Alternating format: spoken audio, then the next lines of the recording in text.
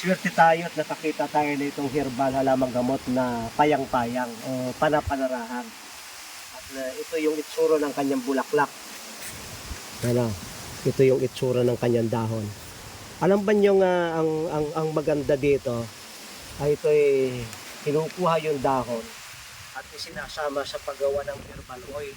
Kaya itong payang-payang ang dahon nito ay hindi lalaga at kung ang problema natin ay ulcer, ito ay nakakagamot.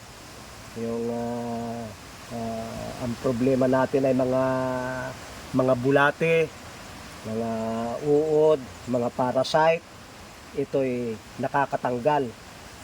Kuskus man o inom, ito'y okay na inumin, internal at external. Kung ito'y ililigo natin, natatanggal yung ilang mga fungo sa ating balat. Mapakahusay nito sa balat. Ang kanyang bulaklak at dahon, magandang inumin ng mga taong may TB, tuberculosis. Ay hanggang ngayon ang buong mundo ay nahihirapan sa TB. Ay ito palang payang-payang ay ang kanyang bulaklak at ang kanyang dahon ay nilalag at iniinom ng mayroong tuberculosis. Ngunit yung kanyang ugat, maganda sa namamagang atay, namamagang kidney. Kaya mahalaga pala itong payang-payang na ito.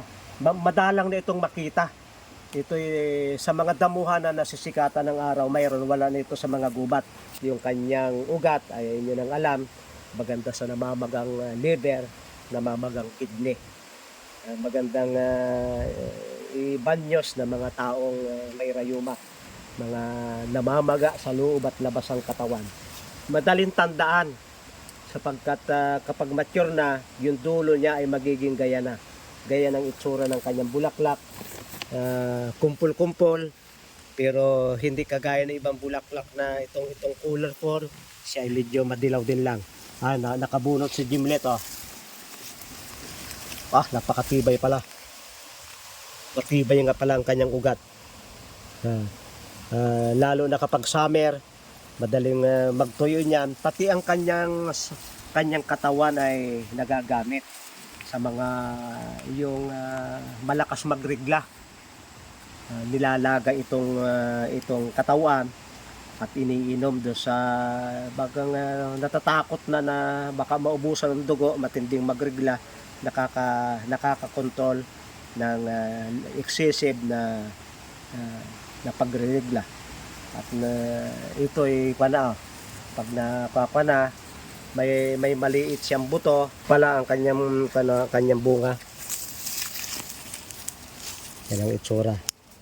Naputok. Mura pa. Hanap tayo ng sa isang kumpol ng bulaklak, hindi lahat ay may buto.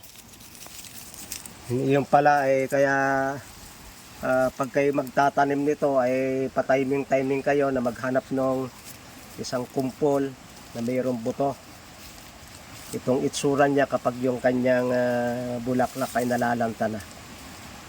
Payang-payang, panarahan, at maraming lingwahe sa Pilipinas na may mga pangalan, pero sa libro tinatawag itong payang-payang. Maraming salamat sa inyong pagsubaybay sa Natural Wilderness, si Pastor Vito.